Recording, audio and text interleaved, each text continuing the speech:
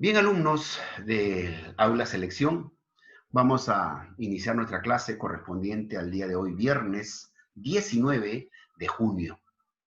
El día de hoy nos vamos a trasladar al mundo dentro de la línea del tiempo de lo que es el renacentismo, porque estamos desarrollando nosotros lo que es eh, el desarrollo de nuestras clases y lo estamos haciendo de acuerdo a los temas respectivos. La semana 10 corresponde a la literatura renacentista, la literatura renacentista. ¿Qué entendemos por renacentismo?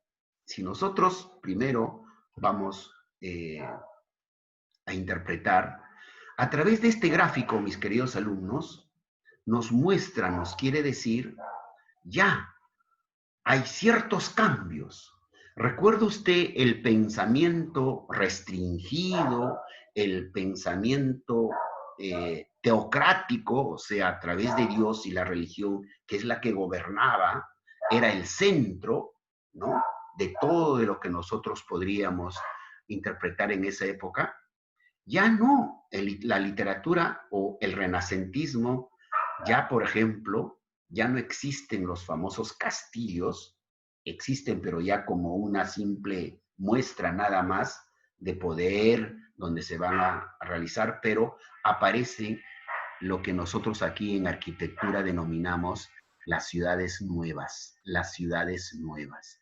Ya no existía solamente el castillo y las casitas que estaban alrededor dentro del territorio, por ejemplo, de ese reino, eran las famosas comarcas. Ya no, ahora ya existe las ciudades, ya hay un orden, ya digamos van a haber calles, van a ver, ¿no? Mira, cómo ya se va cambiando el pensamiento y la forma, esto en lo que es el renacentismo. Y aquí está también la representación de una dama, pero la dama presentada con la naturalidad del caso. Y esto es interpretado como un punto de soporte, de inicio, que sirvió para reforzar lo que es el renacentismo. Y me estoy refiriendo a un pensamiento nuevo llamado el humanismo. El humanismo. El humanismo, contrario a lo que se pensaba en la Edad Media, señala de que ahora el humano es el centro de todo de lo que podría darse o existir. Miren, ¿ah? Cómo se pensó drásticamente. De ahí es que viene el término renacentista. Renacer, renacer. Y renacentismo es renacer, regresar a la época de lo que los griegos y los romanos pensaban y decían, que el humano era parte de. Y a partir de ese momento, mis queridos alumnos, cambia ya la humanidad, el pensamiento. Otra pregunta que quería hacerles a ustedes, o ya creo que lo hemos hecho la semana pasada, ¿cuántos siglos duró la Edad Media? 10 siglos. 10 10 siglos. siglos.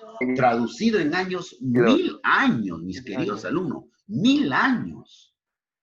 Mira, todo ese tiempo, ya ahora, se dice, no sirvió algunas cosas, de repente las cuestiones morales, éticas, quizá, pero acuérdate que la Edad Media, cuando ya también entra lo que es el oscurantismo, ya pues muchos valores se van perdiendo, con tal de gobernar, con tal de imponer, simplemente pues tú vasallabas, tú no respetabas, pisoteabas de lo que era el pensamiento de ese entonces. En esa época también uno de los baluartes en cuanto a lo que es la religión aparecen los reformistas. Ahí aparece el gran Martín Lutero y Calvino, que es el nombre de su aula de ustedes. Son los reformistas de la religión de la época. Bien, ¿dónde y cómo surgió el renacentismo? El renacimiento nació en las ciudades del norte de Italia en el siglo XIV. Ya en la clase pasada, cuando vimos el Trecento italiano, hemos manifestado de que justamente en Florencia inicia todo este gran movimiento llamado renacentismo, ¿no? Y Florencia y Sicilia están al norte de Italia actualmente, pero todavía Italia no era como tal conocido. Italia ya después aparece como país o como nación. Y desde allí se difundió por Europa. Entonces, parte de Italia, o de lo que es Florencia, el norte de Italia, y se difunde en toda Europa. Y justamente donde tiene mayor aceptación e importancia para el mundo de esa época es nada más y nada menos que a España. ¿Por qué tenemos que mencionar a España? España en el siglo XVI, coincidiendo con los reinados de Carlos I, 1516-1556, y Felipe II, 1556-1598, un periodo de esplendor en el que se creó y desarrolló el Imperio Español. Acuérdate que ya en esta época, ya España tenía colonias, y una de sus colonias justamente era nuestro territorio que ahora es. Con la conquista, recuerdan ustedes, y se implanta lo que es el virreinato. Y por ende, toda la riqueza de las colonias, incluida mayormente la de nuestro territorio, era llevado a España. Y España alcanzó su esplendor económico y se convierte en imperio. Pero lo bueno de esto, y quizás sí podemos decir, esto es el lado bueno de la conquista, España comienza a adoptar, a hacer el renacentismo, adoptarlo y lleva al crecimiento de las letras, de las ciencias. Y a este siglo, mis queridos alumnos, en España se le conoció como el siglo de oro. ¿Por qué? Por la sobreabundancia económica que alcanzó España gracias a las conquistas que realizó en esa época. El Renacimiento es fruto de la difusión de las ideas del humanismo. El humanismo, entonces, como soporte, como viga, ¿no? Hace que su aporte da y dice, vamos a hacer que ahora ya no solamente es en la parte filosófica, porque el humanismo es filosofía, mis queridos alumnos, la razón de vivir, la razón de preguntarse el por qué estamos así, ya es filosofía. Entonces el humanismo es un movimiento filosófico y es fruto de la difusión de estas ideas para hacer el Renacimiento, que ya el Renacimiento ya no solamente es filosofía, sino también es arte, es letras, es ciencia, es, por ejemplo, escultura, arquitectura, etc. A eso se le conoce como renacentismo, todo un movimiento artístico, cultural, literario, llamémosle así. Pero el humanismo es filosofía pura. Y ustedes saben que la filosofía es el estudio del mundo y del hombre en cuanto a sus pensamientos. ¿Por qué el día? ¿Por qué la noche? ¿No? ¿Por qué? Muchas preguntas se hacían. Y a partir de cuando ya se da el humanismo, porque ya hay libertad para creer, aparece lo que se llama el renacentismo como apoyo fundamental en el humanismo. Y el humanismo dice, determinaron una nueva concepción del hombre y del mundo. ¿Cuáles eran las características principales del renacentismo? Aquí a propósito he acompañado este cuadro famosísimo. ¿Cómo se llama? La Mona Lisa. La Gioconda. La La Gioconda. Gioconda. La La Gioconda Gioconda. o la Mona Lisa. Cualquiera de los dos es así. Pero este simple rostro que fue pintado en la época, ¿por quién? Leonardo da Vinci. Da Vinci. Leonardo da Vinci o Leonardo da Vinci, ¿no? Entonces, fue pintado, pero esto tiene, chicos, una tremenda opinión en ese entonces y hasta ahora. Este simple rostro que es una mujer que no sé si está entre que quiere sonreír, en que quiere que está una mirada triste, etcétera, tiene toda una interpretación. Pero ese es el aporte del gran Leonardo da Vinci o Leonardo da Vinci. Y allí está. ¿Cuáles eran estas características principales del renacentismo? Nace en Italia, de donde se extendió al resto de países europeos. La naturaleza es la fuente principal de inspiración. Miren, a cambio de lo que era la Edad Media. La Edad Media era la religión o Dios, la fuente principal de inspiración, ¿no? En cambio aquí es la naturaleza. Los autores renacentistas perseguían la sencillez, ya no tanto, ¿no? Como lo escondido, lo no tan claro de lo que decía en la Edad Media. En la Edad Media simplemente se daba una situación y se tenía que acatar, porque ya sabes qué cosa se te venía, ¿no? Se te acusaba de hereje y por ende era la hoguera y tenías que morir de esa manera. Y la claridad expresiva, ¿no? La sencillez y la claridad expresiva. Justamente la sencillez es la que expresa la gran Gioconda. Y acá no están con adornitos, con cosas, con situaciones que sí en la Edad Media se presentaban. Era la sencillez y la claridad expresiva. Repito, para muchos, inclusive para ustedes, van a tener sus opiniones diferentes sobre la mirada, sobre, digamos, la característica que puede expresarnos esta dama que está en el cuadro, que conocida como la Mona Lisa o la Gioconda, ¿verdad? Entonces ustedes ya están interpretando, miren cómo es ese simple retrato. Deja mucho, mucho, mucho que hablar hasta ahora. Que muchos no se han puesto de acuerdo, déjenme decirlo. Ahí está, Leonardo da Vinci lo pintó y ahí lo dejó para que podamos hacer. Pero lo que nosotros sí podemos decir y coincidir todos es que es la sencillez y la claridad expresiva. El equilibrio de formas y la naturalidad pues como tal, ¿no? Con la literatura renacentista se inicia en España en el periodo conocido como siglos de oro. 16, 17. Entre el siglo XVI y XVII, en realidad no es 100 años, ¿ah? Algo de 90 y tantos años es lo que alcanza este apogeo como el siglo de oro. Pero la literatura renacentista se da en su gran mayoría, ojo, miren, se da justamente en España.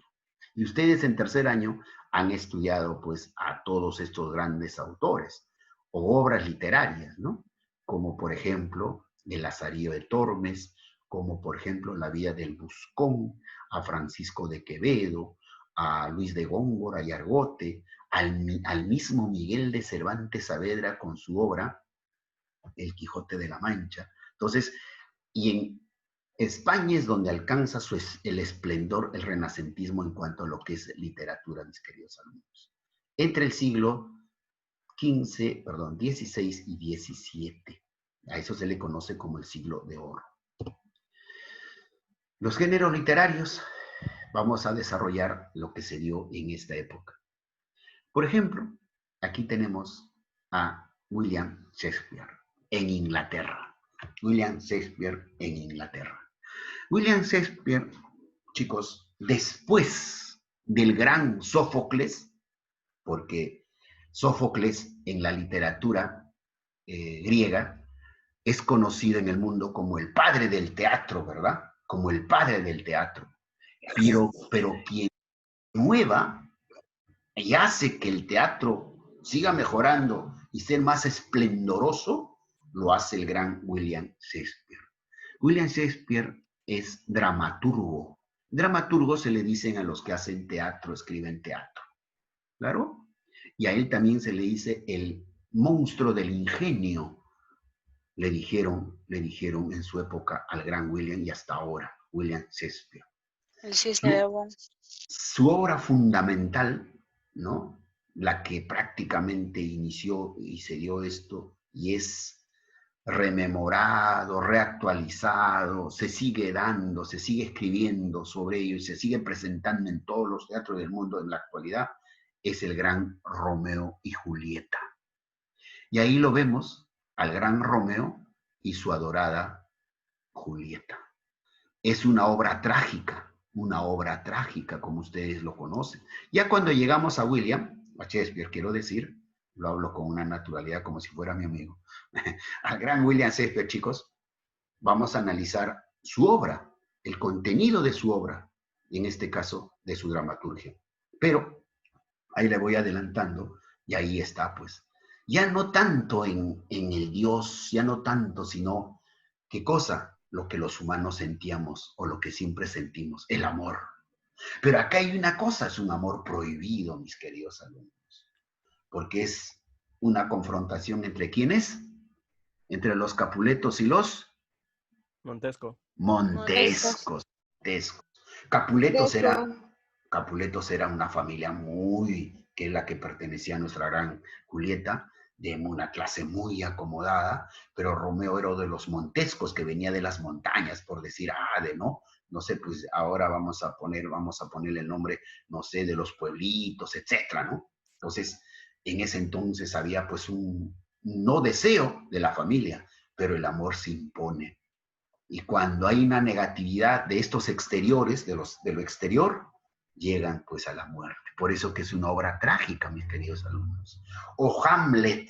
Hamlet, por ejemplo, es también en vivo de cómo este personaje tenía que sobrevivir en una ciudad, en un pensamiento difícil. Y ahí está William Shakespeare aportando lo suyo. Y en el género dramaturgo, podríamos decir, de la época, literatura renacentista con William Shakespeare, Romeo y Julieta y Hamlet, ¿ya? El gran Miguel de Cervantes, pues ahí está nuestro gran Miguel, nuestro Mickey, ¿no? El gran Miguel de Cervantes y el ingenioso hidalgo Don Quijote de la Mancha. Fue escrita esta obra y que revolucionó, mis queridos alumnos, en todo el contenido de la literatura, principalmente española, ¿ya? En el género épico, estamos mencionando, dentro de lo que son las características del renacentismo, puede basarse en hechos verdaderos o inventados, ¿ya? En hechos verdaderos o inventados. Siempre en el género épico narrativo, por eso que el épico deja de ser didáctico, pues chicos. Inicialmente cuando nace el género didáctico, caminaba muy de la manito con el épico. Pero cuando el épico ya comenzó a crear ya cuestiones, digamos, de fantasía, o le daba ciertas características a sus personajes, como pues el gran Odiseo, el gran Ulises y todo, ya, dice el género didáctico, no, un ratito épico, tú te quedas con esas cosas, porque el género épico lo que te marca, y que los dos coinciden con el didáctico, es que los dos, por ejemplo, hablan de la historia, ¿no? Homero cuando escribe, habla de la historia de Grecia, ¿verdad? Pero cuando ya le ponen sus guerritas las cositas de la heroicidad, que sí, que eran dioses visitados por, etcétera, ya, el didáctico dice, un ratito, no, eso ya no es investigación. Hasta la parte histórica, excelente, pero ya la investigación, eso déjame a mí, y dice el género didáctico, ¿no? Y ese es el cuarto género que ustedes también deben conocer, y no cuando llegan a la universidad todavía. Porque siempre la clásica, ¿no? Género épico narrativo, uno, el género lírico y el género de teatro o dramático, no, pero ahora es también el género didáctico. Bien, el género épico puede basarse en hechos verdaderos, sí, pero también inventados. Ahí ya, pues, es el género netamente épico, porque va a resaltar a alguien, épico, por eso de alguien épico. La narración se realiza en pasado, ojo, eso es otra de las características de la literatura renacentista. El narrador puede aparecer en la obra o no. Aparece lo que se llama los famosos, los personajes son como títeres que el autor los maneja, ¿no? Los maneja de acuerdo a lo que él, cómo va a escribir. Y eso ya queda hasta ahora. Ahora también, o sea, cuando tú lees una novela literaria, por ejemplo, los personajes son manejados por el autor y es el famoso títeretero, ¿no? Que los hace como títeres, que va a actuar, que va a hacer etc. La forma que se utiliza preferentemente en la obra literaria épica o narrativa es la prosa o el verso largo. Miren, también aquí podría escribirse con verso, pero este verso tenía que ser largo, ya no el verso que, por ejemplo, es en un poema. una poesía, sino que un verso largo. Podría alimentarse con figuras literarias, ¿no? Hacer ello. Pero fundamentalmente también es la prosa. Tiende a incluir los demás géneros lírico, dramático, didáctico, mire. Aparece el didáctico, sí, pues. ¿Por qué crees que aparece el género didáctico en esta época, chicos? Porque justamente ya el nuevo pensar del humano, ya no en 1000 años que todo era pues simplemente, ¿no? Visto desde el punto de vista ateo, desde el punto de vista de la teocracia, pues ahora ya no, ahora el libre pensamiento. Y acuérdate que después ya viene la gran revolución francesa. Y la gran revolución francesa, que se da en esta época, más o menos, y eso da inicio a lo que es la gran etapa moderna. Chicos, por ejemplo, nacen los grandes pensadores. Ahí está Voltaire, ¿quién más? Russell, ¿quién más? El gran Adam Smith en economía, ¿no? Grandes pensadores que aportan para que cambie toda esta forma de este sistema de vida que en esa época se daba, ¿no?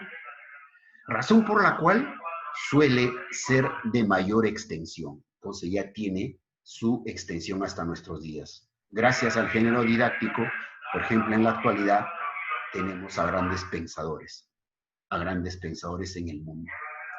Puede presentar divisiones en su estructura externa, tales como capítulos, epígrafes. ¿Sí? Ahí está. Entonces ya se puede dividir una obra en capítulos, en epígrafes, más o menos, dando, digamos, la connotación de esta época. Posee las siguientes variantes o subgéneros. Variantes, ¿no? En el género épico.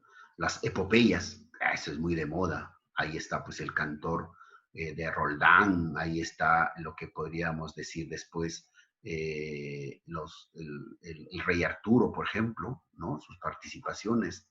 Cantar Robin Hood, por ejemplo. Cantar de gesta, romance, cuento tradicional, mito, leyenda. Un poco se regresaba a qué, mis queridos alumnos, a la época de Grecia y Roma. Acuérdate que una de sus características del renacentismo también fue regresar a la época griega y romana. Y aparecen los cantares de gesta, aparece el romance, aparece el cuento tradicional, los mitos y leyendas. Si tú, por ejemplo, en la Edad Media escribías un mito o una leyenda, mis queridos alumnos, simple y llanamente eras acusado de hechicero, o de bruja o de brujo. ¿Y qué cosa te esperaba? La hoguera. Imagínate, ¿no? En ese entonces, un poco cuadriculado estaba la cosa. Cuenta con diferentes tipologías o clases de textos. Sí, pues ya, vamos. Acuérdate que en esta época, mis queridos alumnos, aparece una cosa grandísima. ¿Cuál fue, digamos, el primer invento que revolucionó, mis queridos alumnos, el quehacer de la humanidad? A ver, ¿quién me dice? ¿Imprenta? Muy bien. ¿Quién dijo el primero? Yo, Renzo. Renzo Coveñas. Mi querida, ¿quién es nuestra delegada? A nuestro delegado. Luquitas, anótalo a Coveñas, ¿ya? Para que se vaya ganando un punto. Muy bien. Aparece pues la imprenta. ¿Quién lo inventó? ¿Quién lo creó? Gutenberg. Claro, Juan, muy bien, el primero. ¿Quién dijo? ¿Humberto? Velázquez. Lucas. Ahí, por ejemplo, Juan Gutenberg, mis queridos alumnos, crea esto de lo que es la imprenta. Y ese invento prácticamente revoluciona todo, porque a través de ese invento tú puedes trasladar las miles de ideas que tenían los hombres en esa época. Porque si tú, como la vez pasada te lo dije, como por ejemplo los libros que se escribían eran prácticamente diametrados, existía la censura. Quienes primero tenían que leer tu obra literaria, eran unos monjes que estaban en los conventos, monjes por cierto muy capaces, ¿no? Y ellos leían, y si por allí encontraban algo que iba en contra del orden establecido de la época, simplemente lo mandaban a la hoguera o lo quemaban ese libro. ¿Y cómo le costaba a ese autor escribir? ¿Cuánto? Ahora, si te lo aprobaban, perfecto. Ahora, tú querías que eso lo lean muchos otros, tenías que nuevamente escribir. Si para 10 personas tenías que escribir 10 veces el mismo libro. Pero cuando aparece la imprenta, esto se revoluciona, pues, mis queridos amigos. Se difunde con naturalidad. Solamente se escribe un solo libro, se le forman las planchas, lo que le llaman el famoso machote, y comienza a sacarse, ¿no?, la cantidad de libros. Por eso decimos que es quizá el primer invento que, eh, que revolucionó el quehacer de la vida humana. Posee los siguientes variantes o subgéneros: la epopeya de gesta, romance, cuento tradicional, mito, leyenda. Cuenta con diferentes tipologías o clase de texto, de lo que les decía, ¿no? Ya aparece pues la letra que tú quisieras, solamente en la época antes era simplemente uno y listo. En cambio acá ya tú podrías utilizar las diferentes tipologías o clase de léxicos. ¿Por qué era la clase la clase de textos? Porque ya había libertad, lo que tú, cómo lo puedes establecer, cómo puedes hacerlo. Acuérdate que el humano era el centro de todo, ¿no? Y es, pues, tu pensamiento le daban bastante importancia. Puede ser de dos formas, directa e indirecta. También puede ser de carácter ideológico. Aparece lo que se llama ya el pensamiento político. El pensamiento político. Mezcla lo real con lo fantástico. Claro, allí también se menciona o se dice en el género épico. Principales obras y autores. Estamos hablando del renacentismo, mis queridos. La Eneida del romano Vigilio, ¿ya? Porque era un adelantado a su época. Miren. La Divina Comedia del florentino Dante Alighieri, de Florencia, ¿no? Orgulloso él, porque ahí nace el renacentismo. Os Luciadas del portugués Luis de Camões. Orlando Furioso, esa es la que le decía, netamente épico, los cantares de gesta, pues, ¿no? Del italiano Ludovico Ariosto. La Araucana del español Alonso de Ercilla. Ya entran los españoles a tallar. El Bernardo del Carpio o la Victoria de Roncesvalles, del español Bernardo de Valbuena. La Henriada del francés Voltaire. Ahí aparece Voltaire, que primero aparece con esto, pero después ya se convierte en un gran pensador de la humanidad, ¿eh? De la humanidad. El Paraíso Perdido del inglés John Milton. Eso es en cuanto a principales obras y autores. En el género lírico, la literatura renacentista siempre, diremos que los temas fundamentales eran el amor, la naturaleza y la mitología. Miren, la mitología, ¿por quién o por qué? Porque evocaban a Grecia. Pierre de Rozan fue un escritor y poeta francés del siglo XVI. Se le conoció como el príncipe de los poetas y poeta de los príncipes. Lideró Pleiades. ¿Qué cosa era Pleiades? ¿No? Pleiades eran pequeñas composiciones, ¿no?, que fundamentalmente hablaban pues de los dioses griegos, la participación, jugaban mucho con esto. Y ahí está, por ejemplo, Maya, la mayor de las 7 Pleiades, fue madre de Hermes con Zeus. Ahí aparece Hermes y aparece Zeus. Miren, Seleno, acuérdate que estamos dentro de lo que es la mitología griega.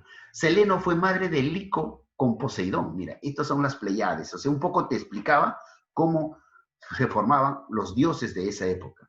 Alcione fue madre de Erieo con Lico. Electra fue madre de Dárdano y Iación con Zeus. Estérope fue madre de Enomao con Ares. Taigete fue madre de Lacedón, también con Zeus. Mérope fue la única de las Pleiades que no tuvo relaciones con los dioses. Ahí están. Los demás le gustaban mucho los dioses de la época, y la mitología griega está lleno de eso. De ahí pues nace de Hércules, de ahí nace pues Odiseo, de ahí nacen todos estos semidioses, desde el punto de vista griego, ¿no? Los autores, definitivamente, tenemos al gran Garcilaso de la Vega, al poeta, no al Inca Garcilaso de la Vega. Cuidado, cuidado, cuidado, porque muchos confunden. Inclusive cuando llegué al colegio el año pasado, hice algunas preguntas a alumnos de tercero para cuarto que ya estaba, les decía, pues, Garcilaso de la Vega, y todos me decían el Inca Garcilaso de la Vega. No, el Garcilaso de la Vega, poeta español, que no tiene nada que ver con el Inca Garcilaso, ¿ah? Acuérdate que el Inca Garcilaso de la Vega adopta ese nombre. Su nombre es otro del Inca Garcilaso de la Vega. No es Garcilaso de la Vega. Él adopta este nombre. Y no tiene nada que ver con el poeta español Garcilaso de la Vega. San Juan de la Cruz, en sus obras Noches de Alma Oscura, Cántico Espiritual y Llama de Amor Viva, aparece la novela picaresca, mi querido alumno. El Lazarillo de Tormes, la novela picaresca. ¿Sabe por qué el Lazarillo de Tormes no tiene autor? Por temor, chicos, de que de repente iba a ser quemado. Porque acuérdate que en esa época todavía se estaba arrastrando algunas cosas. Ahora, no todos pues los países han adoptado al mismo tiempo, ¿no? Al renacentismo. De a poco iba llegando. Porque esto también ha durado muchos siglos, acuérdate. Entonces, el Lazarillo de Tormes, escrito perfectamente, la primera novela picaresca, narra la historia de un niño pobre que sus amos eran ciegos, de ahí viene el Lazarillo, ¿no? Que tenía que estar al cuidado y tiene pues infinidad de amos y va adquiriendo, ¿no? Digamos, experiencias propias, ¿no? De sus amos. Pero estos amos eran pues unos vividores, unos que aparentaban ser y toda la picaresca de la época. Y más que nada, Lazarillo de Tormes narra ese momento, ¿no? El momento en la que hace una crítica a los personajes de esa época. Juan Boscán, otro también. Acá también me estaba olvidando de repente la de el amigo Polifemo y la Galatea. ¿De quién es? ¿Recuerdan? De Luis de Góngora. Góngora. De Luis de Góngora y Argote. Allí, por ejemplo, narra la historia de quién. Narra la historia de Polifemo, que era el hijo de Zeus, y que habita y se enamora, pues, ¿de quién? De Galatea, una hermosa ninfa. Pero Galatea no le hace caso al gran Polifemo. Y Polifemo, perdón, Galatea tiene a Cis, a otro que estaba enamorado verdaderamente. Y Polifemo los descubre, pues, en una noche, ¿no? Que están allí en una cueva y los encuentra y con su ira no puede el gran Polifemo y lo mata con una piedra, lo descarga en la cabeza, así que a través de sus versos lo dice el gran Luis de Góngora y Argote. ¿Y por qué lo escribió en esa época? Mira, ojo, todo es creación, ¿ah? Todo es creación, por cierto. Era la evocación a esta gran mitología griega. Pues. Eso era la diversión de la época. Muy bien. Influencia que tuvo la literatura renacentista. Dejó una nueva concepción del universo al aceptar que la teoría de la esfericidad, chicos, acá yo no quiero polemizar con nadie, ¿ya? Pero yo le estoy trasladando de lo que es el movimiento renacentista y de lo que ya, ojo, que no solamente es teoría, sino ya estaba comprobado. Todo nace a raíz del descubrimiento de América. Cuando se descubre América, mis queridos alumnos, ya el pensamiento que de la Tierra era plana, ya casi deja, ya no tiene un fondo. Simplemente ya va quedando como, digamos, algo que ya no tiene sentido. Porque antes, claro, se creía de que la Tierra era toda Europa, un poco de lo que era África del Norte, un poco por Asia, etc. Eso era el mundo. Y si de ella se sobresale o se limitaba, o se extralimitaba en todo caso, simplemente encontrarías la muerte segura porque caías en un abismo y además esos mares estaban creados, bueno, ahí habían seres extraños, ¿no? Tremendos monstruos, etcétera, marinos. Y eso es lo que, por ejemplo, le confunde a la tripulación que viajaban o que estaban en Colón. Tú sabes que Colón iba a ser casi ejecutado en alta mar.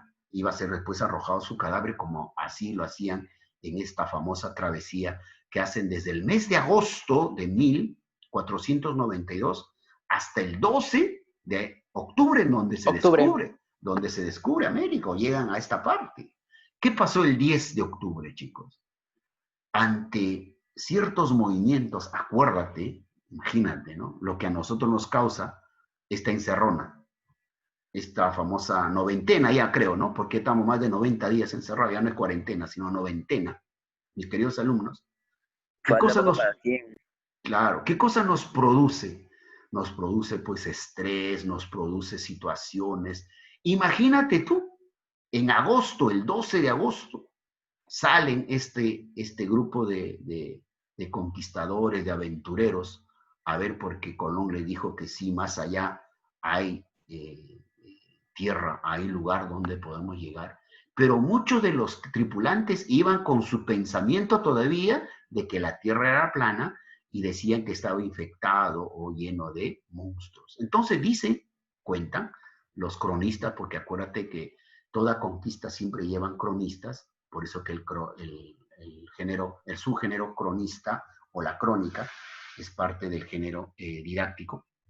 Por ejemplo, mis queridos alumnos, y cuentan ahí, escribían, de que muchos en esas, tú sabes que hay mareas altas, ¿no? Que se dan en pleno mar, creían ver en las noches al menos de que ya estaban por salir los monstruos para devorarse, ¿no? Porque estaban agosto, estaban septiembre y toda la primera semana de octubre. Cielo y mar, ya se acababa las provisiones. Y aparte también iban muriendo porque contraían algunas enfermedades y eran tirados al mar. ¿No? Hay una película, el 12 de octubre, dice, es una buena, véanlo, porque más o menos está sustentado a lo que fue la época. Y justamente se le amotinan, pues, y hacen una reunión, Colón, con todos, y le pide que le den 2 días. Si no encuentran nada en estos 2 días, simple y llanamente regresaremos a España, dice, ¿no? Entonces, con esa sentencia es que ya Colón iba a regresar a España y quizá no hubiéramos sido conquistados por los españoles, hubieran descubierto, qué sé yo, no sé, ya la historia lo escriben ustedes si es que quieren con un poco de imaginación. Pero a la madrugada del 12 de agosto, Rodrigo de Pinzón y Triana gritan y dicen, ¡tierra, tierra! Y ahí ya, no sé si comenzó para bien o para mal, la llegada de los europeos a esta parte del continente. Así más o menos era. Y a partir de ese momento, por eso les digo, dejó una nueva concepción del universo al aceptar la teoría de la esfericidad de la Tierra, que la Tierra es esférica. Y la aceptación de las ideas de Copérnico. Acuérdate que Copérnico fue muerto, asesinado, quemado en la época de la Edad Media porque él dijo que la Tierra no era el centro de todo este sistema, sino nosotros éramos parte de todo esto de lo que pues nosotros conocíamos como el sistema solar. Eso ya saben ustedes que y el discípulo se salvó por la época de esta, el gran Galileo Galileo, quien era su discípulo de Copérnico, y él ya sustenta con mayor argumento, y también la de Newton, ¿no? La de Newton, mira, la teoría de la relatividad, pues. Esto también nos dice de que hay un punto en el medio, que es lo que le llamaban el punto de la gravedad, y eso es lo que sostienen estos dos grandes.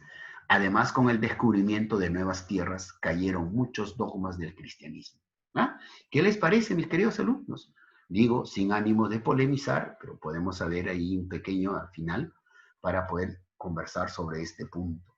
En España se da el siglo de oro, ya lo dijimos, como corriente literaria con autores como Miguel de Cervantes con su novela El Quijote, el inicio de la novela picaresca con El Lazarillo de Tormes, de autor anónimo, también después La Vía del Buscón, ¿no?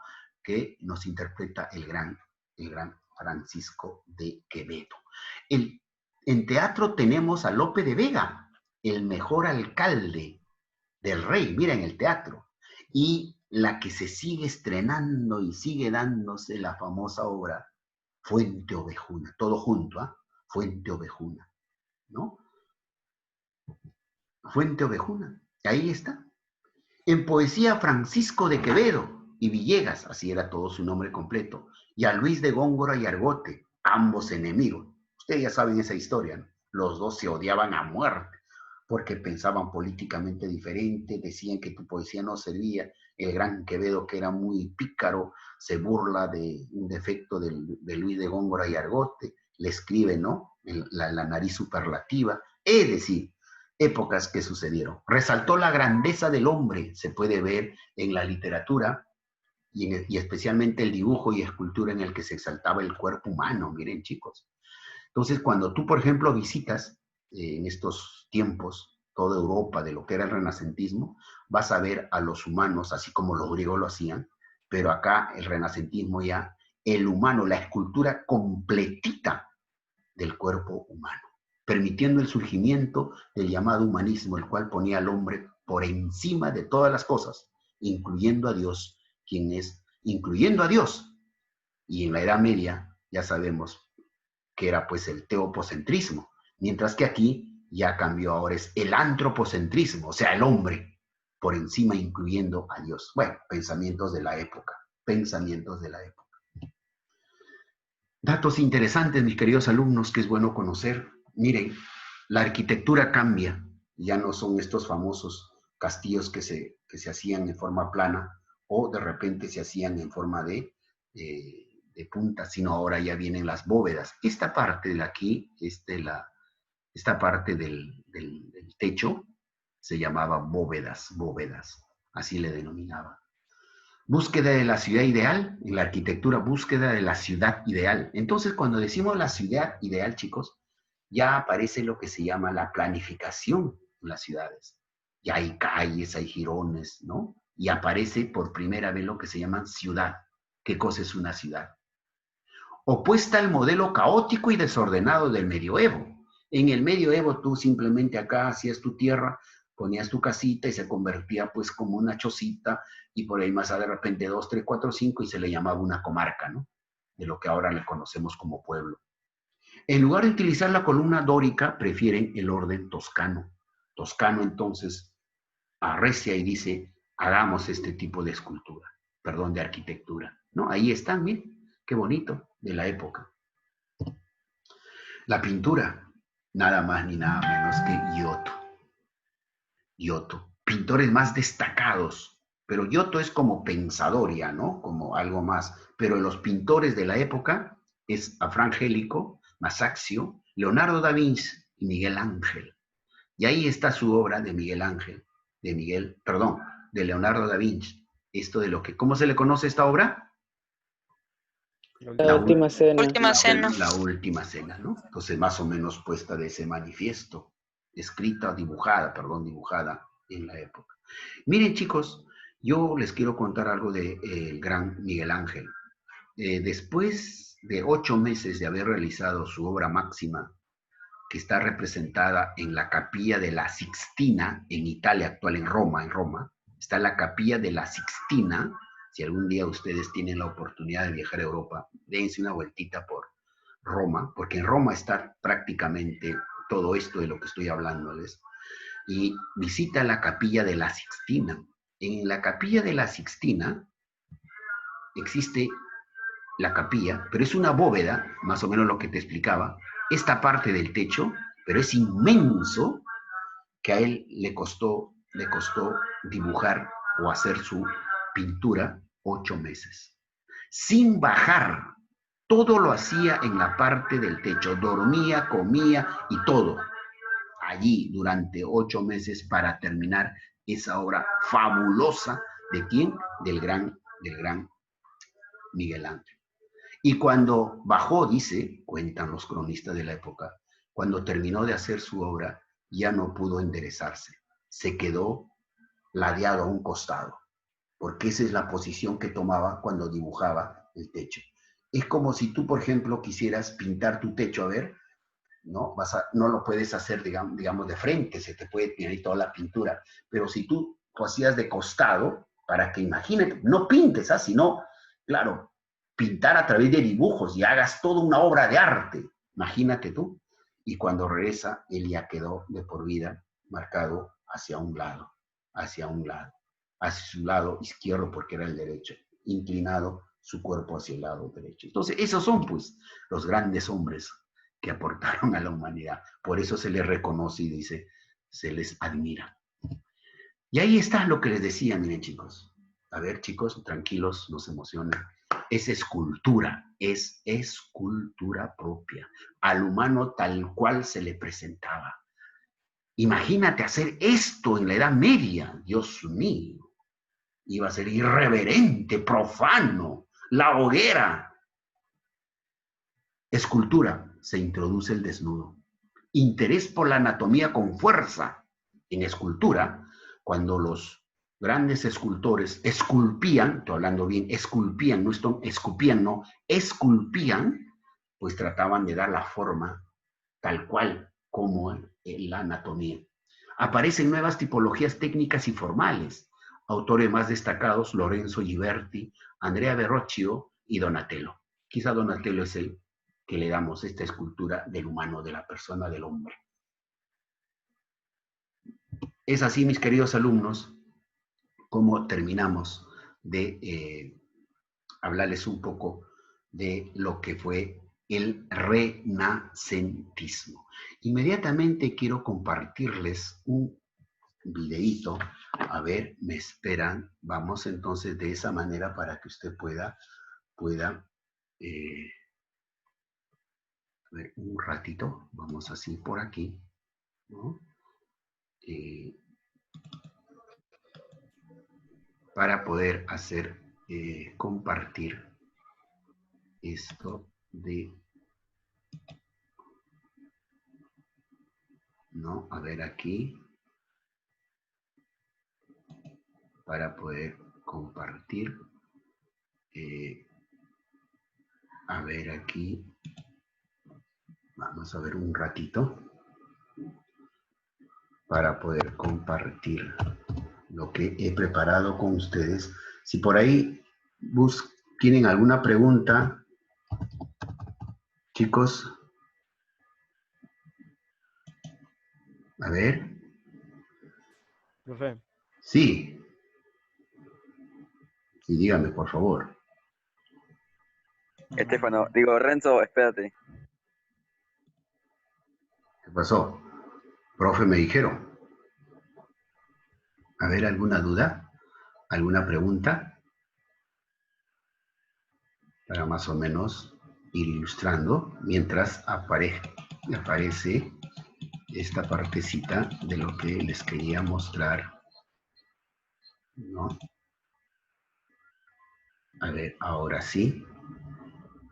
¿Se ve? ¿Estamos compartiendo? ¿Se ve, chicos? Yo no veo nada. Nada, ya, listo entonces. Ahora No, profe.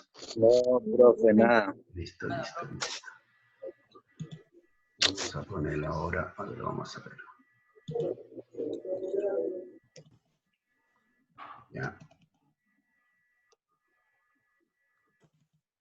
Ahora sí, ¿verdad? ¿Sí? Sí, profe. Ya, vamos entonces, sonido, vamos a poner de la computadora y vamos a apreciar este video. ¿Ya? A ver, Profe, chicos. este video por medio A ver, no, rápido. El Renacimiento. La Italia del siglo XV y sobre todo la ciudad de Florencia fue protagonista y testigo de un giro de 180 grados en la cultura europea, el Renacimiento.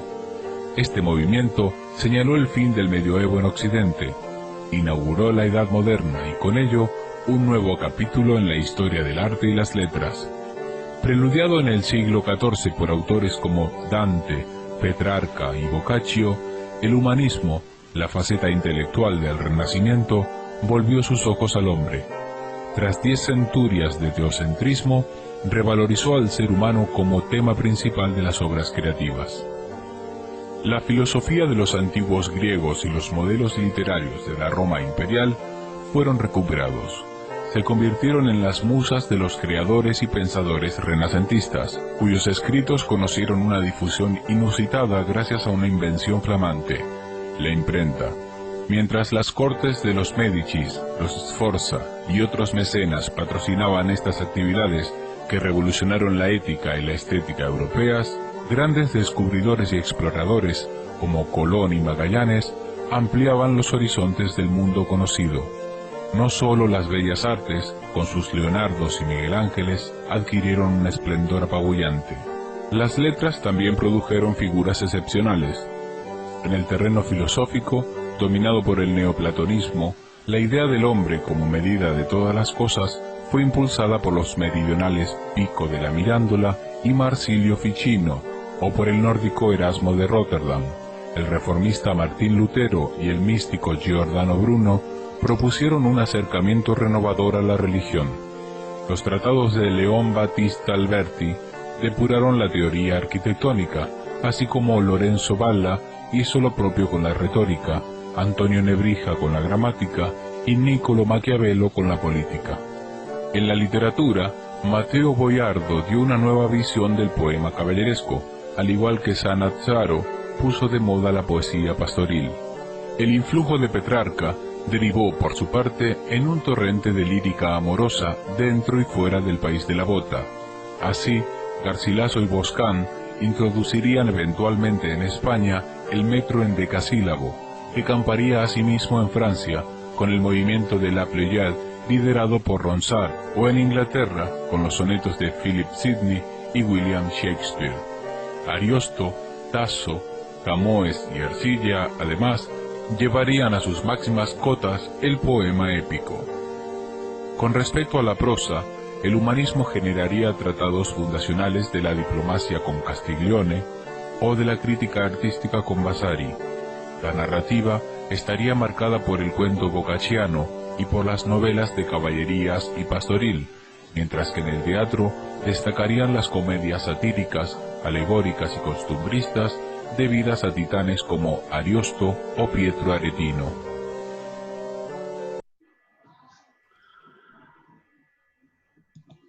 Muy bien, esta parte, este video te he mostrado más o menos de lo que... Sí, Lucas, me levantaste la mano. ¿Lucas? Sí, profe. Queríamos decirle algo. Dime. Renzo le va a enviar ahorita una...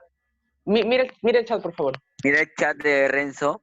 Renzo le quiere enviar algo especial. Sí. Ah, ya. El Salón Selección se complace en invitarlo a un evento que hemos estado planeando hace ya un tiempo. Ay, qué interesante. Esperamos pueda asistir. Hoy sí, chicos, pero quiero primero cortar la grabación porque está saliendo... sí, a ver, vamos. Entonces está espectacular esto, muy bien. Qué bueno, mira, tener estos momentos, ¿no? En la que ustedes están mostrando, de verdad. Y, a ver, sí, pues sí. Bueno, me han llenado, pero lo que yo quiero es un ratito terminar. ¿Para cuándo es esto allá? Vamos entonces a ver, pero previo quiero que me... Pero termina su clase, normal, termina su clase. Termina clase. Sí, vamos a terminar la clase y de esa manera para poder... caramba, no sale esto de lo que es. Para poder finalizar la grabación. A ver. Pues no está aquí.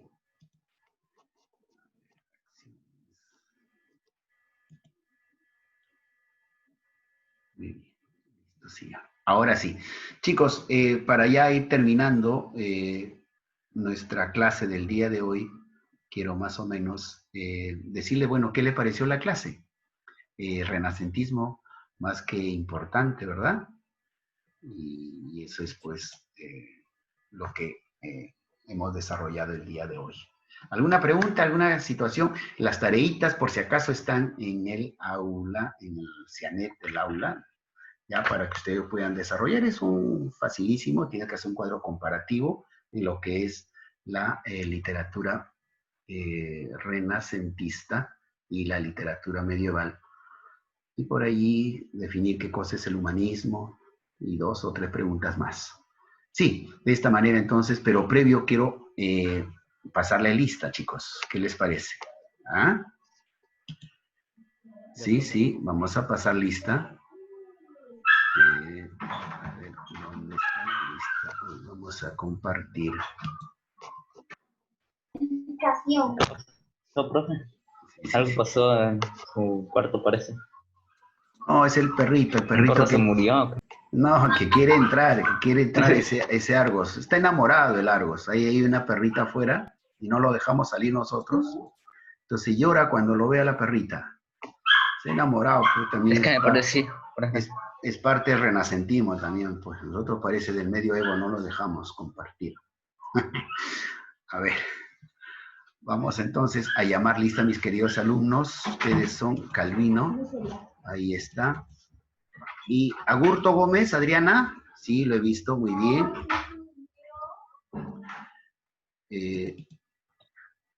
Agurto Pichos. Me ayuda.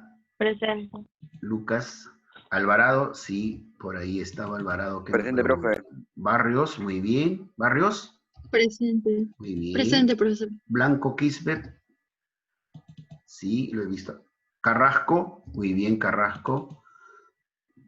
Carrillo Briceño, muy bien. A Carrillo Briceño también. Chamay, Nayumi. Chamay.